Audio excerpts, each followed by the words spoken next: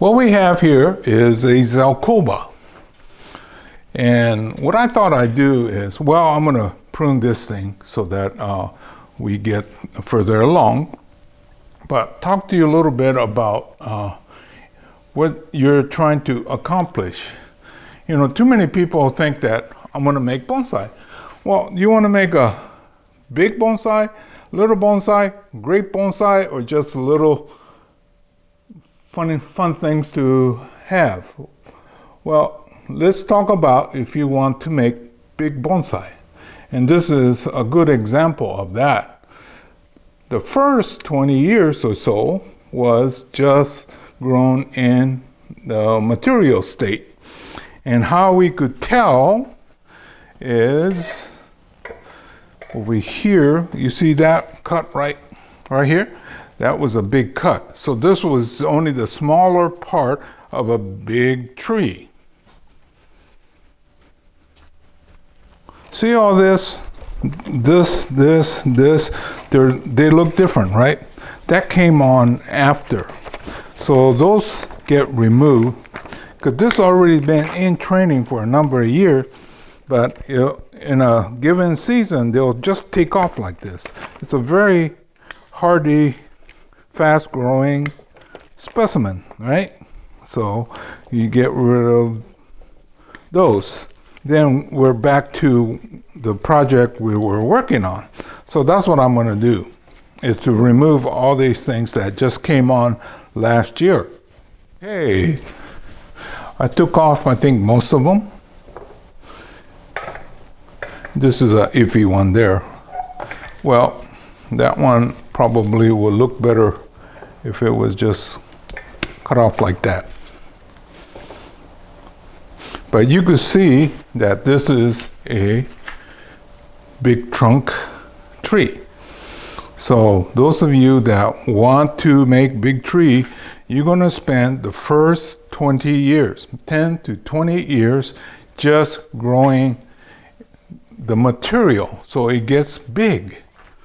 And you can't make it big if you stick it in a bonsai pot. When you put anything in a bonsai pot, it slows down the growth process so that you could work the details. But that's counterproductive if you're trying to make big bonsai. Well, I don't have them now, but at one point I had hundreds of plants growing in 15 gallons, 5. You see this root, how it stops here and stops here? That's the advantage of growing in containers. If you have put this in the ground, it would have taken off, and then when you try to put it in a pot, you have a wound that is hard to deal with. So I've always planted everything in containers, and then you do not want to grow anything bigger than in a 15 gallon, because that's about 19 inches across. If you go bigger than that, yes, you can make bigger plants, but most of the time you can't afford the bonsai pot afterwards. And as we age, we definitely don't want them that big. So actually on this one here, I didn't have a whole lot to do except taking off the stuff that came on that was ruining the proportion. And I'm still waiting for that wound to heal, so I'll probably feed it heavy and then keep trimming. And then when that's healed over, then we could actually get down to the business of getting ramification. So we're probably looking at another 2 to 3 years on that one. Now this one here looks like you could use a little bit of training. It is starting to bulge right in here, so let me figure out what to do and then do it. Too much going that way, so I'm going to cut it off, and I hope it's not going to be a oops. All right.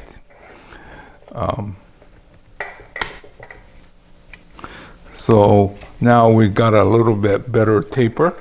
I'll clean this up a little bit more, but you can see what's happening, right? It was just bulging in here.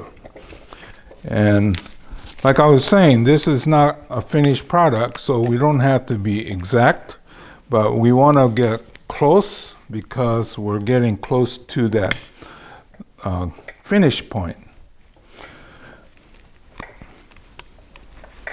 Yeah, and then, you know, on the fertilizer, you know, there is no such thing as a bonsai fertilizer. Don't let anybody fool you into thinking there is. Okay, plants are plants. Bonsai plants are just regular plant, potted plant with an interesting shape, right? That's how you could define bonsai. Potted plant with an interesting shape. Okay, if that's the case, you should just follow the instructions that's on the package for potted plants. Okay, now, while you're growing them in the training pots, you're actually not growing bonsai as much as just a plant. So you think about what the commercial growers do to get the bonsai, I mean not the bonsai, but plants ready for market. Well, they put it in a good, fast-growing medium and fertilize it. So this is the way I like to explain the fertilizing. Okay, you have a young plant, 2, 3, 5, even 6 or 7 in the material state. They're like my grandkids. They can eat just about anything and they're very fine. And then this one here, think of it as a plant that's comparable to a human in the 50s. Now you don't get to eat as much, but still have a pretty hearty appetite. So you can still have your hamburger. Maybe you should cut back on the milkshake, things like that. Okay, but now when you get a mature bonsai, it's like me. Once we're in the 70s, we can't eat, well, in my younger days, in my 40s, I could eat a 2-pound steak. I enjoy steak and I could eat that, eat my baked potatoes and all that stuff. Now I can't do that because if I did that, I can't sleep at night.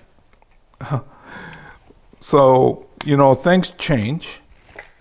Now I'm going for like a 6-ounce filet mignon because I'm not eating as much, so I can now go for the quality rather than the quantity. Well, anyway, back to what's this have to do with fertilizer.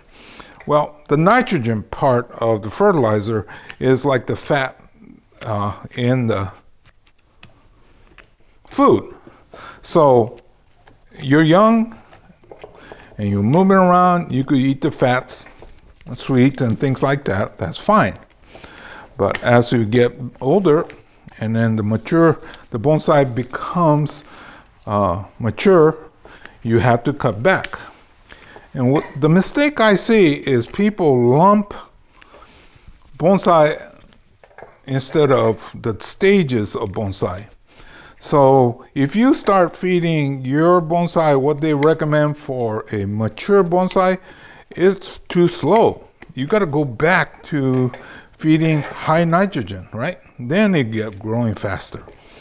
So anyway, think about it like that. So identify what your goal in life here, or what your goal in your bonsai is. You want a cute little thing, then you go ahead and take your little starter, shove it in a bonsai pot, and be happy with that. But if you want something that's going to approach greatness, you better spend the first 10, 20, 30 years in working the material. And, you know, that's what I've done, is I've been doing that for the last 30 plus years. And so people that are in need of, still need work, great material, I have it. Okay, see, you can see this wound here. It's almost healed over. This one did a job in helping to heal that, but now I'm taking it off because it'll end up as a bulge if I keep it too long, right?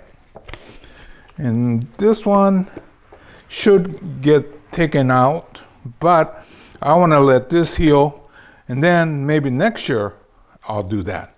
So you got to pace yourself, know what you're trying to accomplish. And to me, if you have a big material with an obvious big cut versus a healed one, it makes a big difference in terms of the quality of the bonsai. So anyway, that's what I'm doing. I'm going to be cleaning up some more. Probably need to do something. I'll probably need to do something more up here. But anyway, I'll keep going here, and then I'll have to study this and then get back. Okay, I guess I need to get up here and deal with this. You know, Zelkova is one of the toughest plants. Well, it's semi-related to the elm. They love the heat. So it does well here where we get very hot. Okay, so you could see what I was doing. Apex.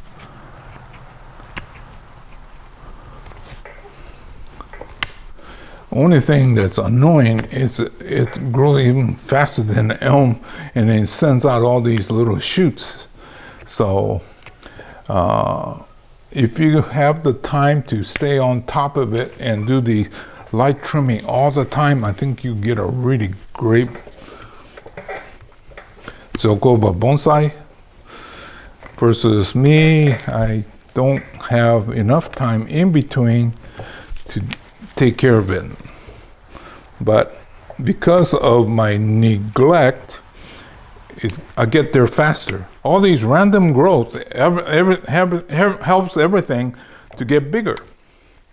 So, you know, I'm just making excuses. But okay, so now we start to have the movement in here. And there has never been a wire put on this thing at all.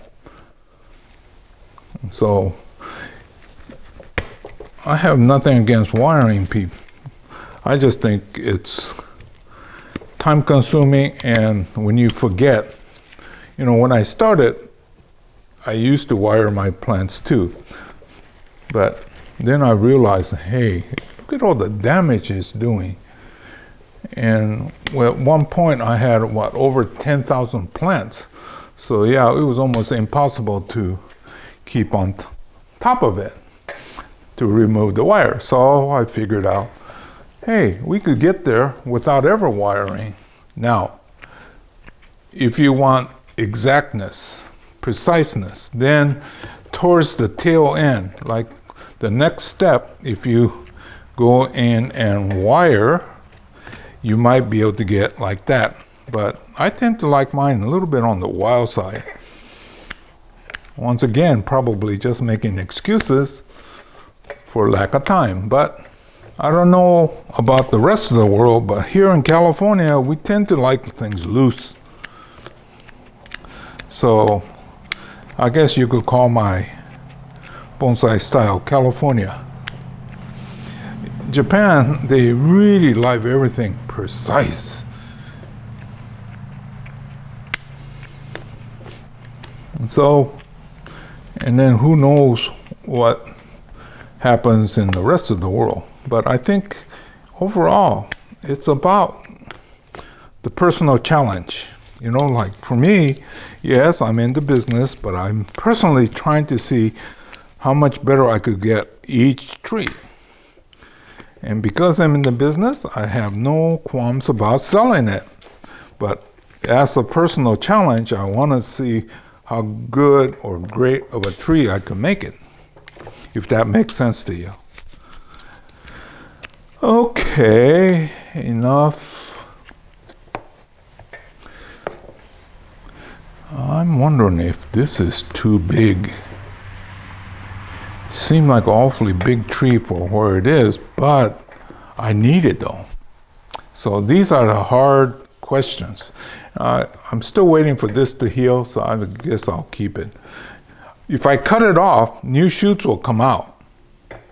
If I cut it off here, it still look funny. So I think I'm just going to hold off, but I'm seriously considering cutting that off.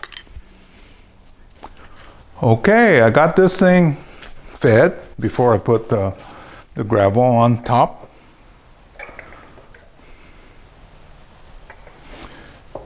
I would think that, well, I want the next step as soon as this heals over. So I'm thinking maybe 2 years.